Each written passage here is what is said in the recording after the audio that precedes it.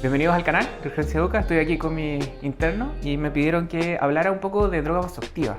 El primer concepto como importante es que las drogas vasoactivas no necesitan tener que utilizarse a través de una vía venosa central.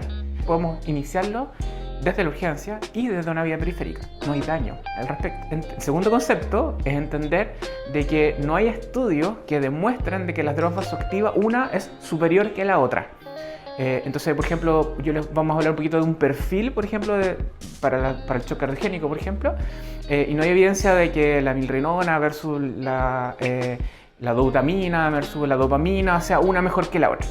Lo que sí hay evidencia, y aquí como que está la clave, yo creo que eso les va a orientar de cómo partir, es que sí hay evidencia de que con todas, menos con norepinefrina, o sea, todas tienen más RAM, más efectos adversos, que norepinefrina. O sea, eventualmente podríamos usar todas, pero cualquiera de ellas va a tener más efectos adversos que la norepinefrina. Por ende, generalmente para cualquier tipo de shock, siempre es mejor partir con norepinefrina. Finalmente, todos los shocks, independiente de cuál sea, evolucionan hacia la vasoplegia, evolucionan a un shock mixto. Por ende, yo diría que lo principal, y esto les digo en el 99% de todos los pacientes que uno termina manejando con shock independiente de la causa, uno termina usando norepinefrina o noradrenalina en el fondo, como quieran llamarlo. Y ahí ustedes conversaban en el fondo, chuta, en ciertos hospitales parten como en 0,1, en otros hospitales parten a... Mira, la dosis, acuérdense, de todas las drogas vasoactivas es una dosis mediada un poco por kilo de peso. Entonces generalmente vamos a dejar los medicamentos en relación al kilogramo de peso y generalmente en drogas vasoactivas se habla de gamma, entonces gamma por kilogramo minuto. Ahora, esto es una conversión. En algunos países pueden hacerlo gamma minuto, por ejemplo, como es la nitroglicerina. Pero generalmente nosotros en Latinoamérica por lo menos hablamos gammas kilos minuto, ¿ya? Y lo que ustedes decían de esto de partir a 0,1, claro, mire, yo les voy a hacer la segunda asociación, como para que veamos el concepto, es que cuando tenemos unas drogas vasoactivas que van entre 0 a 0,1, estamos hablando de norepinefrina, ¿ya? Esto vamos a decir que son dosis bajas, un poco como para entendernos, ¿ya? Entonces tenemos de 0,1 a 0,2, para hacerlo simple, obviamente ahí inclusive, ¿no? De lo mismo. Eso van a ser dosis moderadas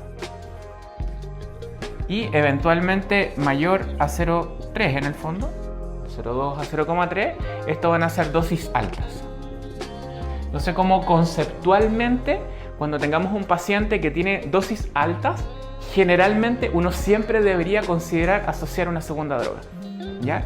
Y ahí podemos conversar qué droga podemos asociar, pero como conceptualmente, cuando tenemos un paciente que está en shock, independiente de la causa, ojo, acuérdense de que el anafiláctico se comporta un poco distinto, porque ahí la fisiopatología requiere de la adrenalina, pero cuando estamos hablando de drogas vasoactivas, entonces los conceptos habíamos recordado de que no hace daño partirlos por periférico, de que no hay una droga que sea mejor que otra, por ende usamos la que tenga mejor perfil de seguridad, y en este caso es norepinefrina, y ahí podemos tener este concepto de que hay dosis bajas, moderadas o altas, y en relación a eso, en el fondo, vamos a tomar decisiones con respecto a su administración.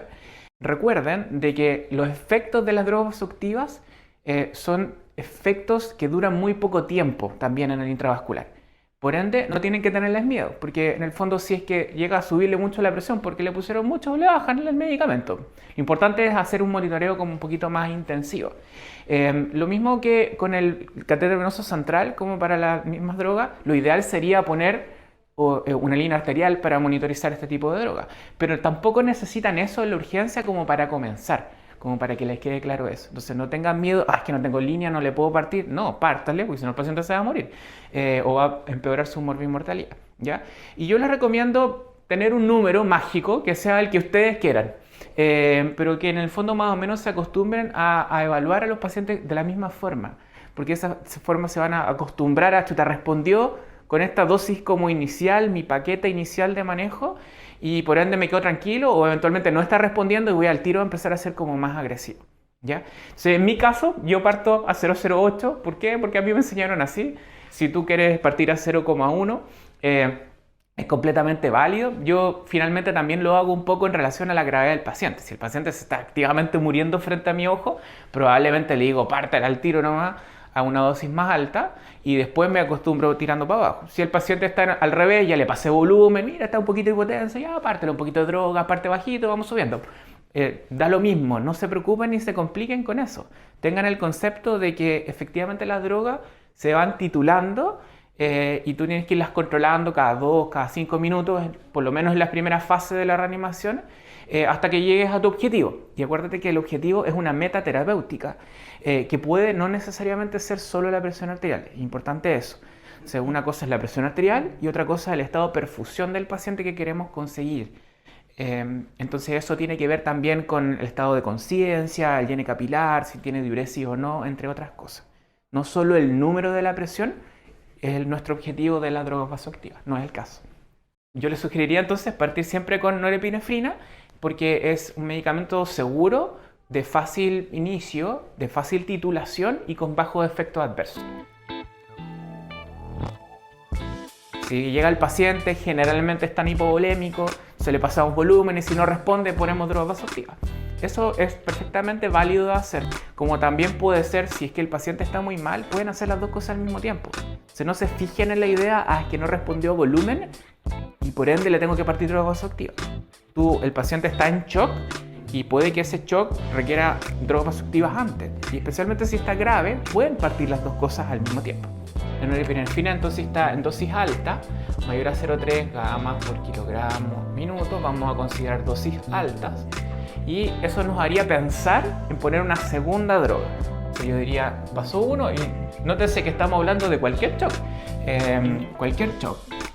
Sea indiferenciado, sea cardiogénico. De hecho, en el cardiogénico también es importante entenderlo así porque conceptualmente el corazón se nutre en diástole.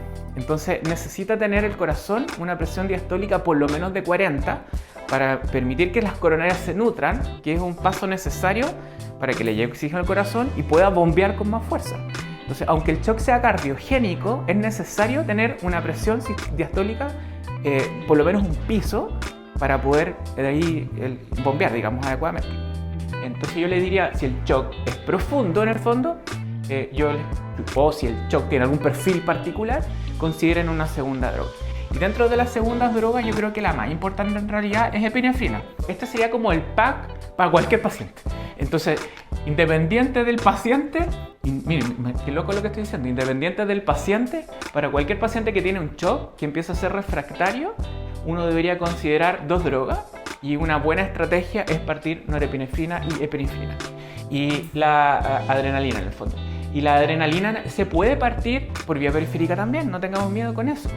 Ahora, efectivamente yo tendría un poco más de aprehensión de mantener una bomba de adrenalina por vía periférica por periodo prolongado que la de norepinefrina. O sea, de norepinefrina, cuando uno entra a la beca de urgencia y todo quiere poner catéter y hacer cosas al tiro, entonces uno hace muchas cosas y después con el paso de los años yo en la urgencia casi a nadie le pongo catéter venoso central, a menos que realmente sea como estrictamente necesario. Se he visto tantos pacientes que no les pasa nada malo y que los hemos tenido atrapados en la urgencia por tema de gestión de cama por días y días y no les pasa nada malo. Entonces, ¿para qué exponerlos generalmente a ese tipo de daño? Entonces, en un setting de recursos limitados, como que no se compliquen tanto con eso. Ahora, si es epinefrina, ahí adrenalina en el fondo, yo creo que sí habría que considerar poner el catéter venoso central, pero no es tampoco una prioridad. Y esto es algo que perfectamente yo muchas veces tengo mucha gente esperándome en la urgencia, entonces digo, chuta, que lo haga el doctor de la UCI. Entonces pido y me preocupo más en que el paciente salga de la urgencia y pase a su siguiente fase de reanimación en la unidad de paciente crítico, que yo a estarme poniendo cosas. Con respecto a la epinefrina, en el fondo, ¿cómo partirlo? Mira, piénsalo un poco en las dos. Sí, uno generalmente parte a 0,1 y va subiendo de a poquito. Entre menos les dejes una segunda droga, mejor va a ser para el paciente, porque más RAM va a tener. Y ahí tenemos en el fondo ya pacientes sumamente graves, sí, pacientes que se están muriendo de hecho de verdad muy grave, a veces llegan a dosis de 0,5 gamas de adrenalina, ¿ya? Pero generalmente con dosis que son alrededor de 0,1 gamma, acuérdense, kilogramo minuto. La gran mayoría de los pacientes con esa combinación como que tiende a responder. También uno debería empezar a considerar que el shock es refractario. Entonces, el shock refractario uno debería empezar a pensar fisiopatológicamente en otras causas que pudiesen explicar eso. Y ahí generalmente uno se recomienda agregar corticoides, y a poner hidrocortisona. Y siempre pensar que hay algo que estamos haciendo mal, po. Entonces, acuérdense que los shock tienen varios componentes y cuando el paciente está en shock o en una fase metabólica del shock como muy prolongada, empieza, por ejemplo, a tener acidosis. Entonces, de repente la acidosis puede ser un factor que haga que tus drogas vasoactivas no funcionen. Entonces, el pH muy bajo como que es malo en el fondo para el funcionamiento de las drogas vasoactivas. Por eso también hay quienes que, por ejemplo, en un paciente que llega en paro y ya estamos pasando segundo ciclo, le empiezan a poner bicarbonatos en bolo, un poco porque entienden de que fisiopatológicamente hay acidosis y la acidosis hace de que las drogas no funcionen, por un lado, y por otro lado de que todo el cuerpo funcione mal. Entonces consideren eventualmente modificar el pH si es que están teniendo, esto estamos hablando pura clínica. Luego otra cosa que se me olvida, que si eventualmente el shock empieza a ser como refractario, una de las fases de manejo del shock, o sea, si por ejemplo el shock le estamos poniendo hidrocortisona, la verdad conceptualmente uno debería intubarlo. Por un lado es las drogas que aumentan la entrega de oxígeno a los tejidos y por otro lado el bajar el consumo del paciente, bajar el gasto, la cantidad de energía que necesita. Entonces este es como el perfil estándar que yo les diría para la gran mayoría de los shock. Yo diría que hay como dos perfiles específicos de shock que deberían como manejar, que a veces uno pudiese salirse de este como receta cocina de la norepinefrina o noradrenalina y adrenalina, eventualmente la combinación. Y esos son el shock anafiláctico, entonces en cuyo caso recuerden que el shock anafiláctico, el manejo inicial siempre es lo más precoz posible y siempre uno va a priorizar la vía uno siempre va a priorizar la vía intramuscular porque disminuimos la cantidad de efectos adversos. Entonces lo que se dice es que si tú le pones en el fondo los 0,5 miligramos de adrenalina intramuscular y el paciente no responde, eso responde como el 90% de los pacientes responde con eso. Ahora, si no responde, ¿qué es lo que hay que hacer? Si no responde a la primera adrenalina, ponerle de nuevo. Entonces, eventualmente una segunda dosis de adrenalina. Pero ya en este paciente que estamos poniendo una segunda dosis de adrenalina, ese ya es el paciente que uno tiene que empezar a ponerle ojo al tiro. Generalmente el paciente con una adrenalina que responde, incluso lo puedo dar de alta. Y la alta puede ser eventualmente precoz. Si tú estudias de anafilaxia, los estudios son súper amplios, el periodo de tiempo que dicen que puede tener esta reacción secundaria. Entonces está descrita hasta 36 horas después. Entonces, yo nunca lo he visto así, pero hay reacciones como de rebote tardía. Entonces, generalmente uno en la anafilaxia como que los deja en observación un periodo de tiempo. Ese periodo de tiempo, el que ustedes consideren que sea adecuado para su paciente. Si lo pueden hospitalizar, lo pueden hospitalizar. ¿Qué yo he tendido a hacer con el paso de los años y de ver varios pacientes? Que generalmente los que responden una dosis, los observo por lo menos 6 horas, por lo menos 8 horas, y tú ves que ya a la hora, en el fondo, si la adrenalina respondió a la primera dosis, el paciente a los 10 minutos ya está mejor. Entonces está ahí mirando el techo, mirando el diario, mirando el celular, y no le estamos haciendo nada en la práctica. Entonces generalmente después de 6 horas ya como que uno tiende a como darlo de alta. Esto es algo que ustedes pueden definir a su criterio porque desde el punto de vista de la evidencia, la reacción de rebote podría pasar hasta 36 horas. Entonces si lo quieren hospitalizar para que quede 24 horas monitorizado es una decisión válida. Yo creo que es en el perfil del paciente que responde con la primera adrenalina no es como tan recomendado. ¿Ya? Ahora, como estábamos hablando un poco de shock, la anafilaxia, si ustedes no responden a la primera adrenalina y tenemos que dejar una segunda, entonces ahí ya estamos considerando que este paciente se salió del perfil que vamos a dar de alta. Ese paciente ya es un paciente que hay que dejar monitorizado.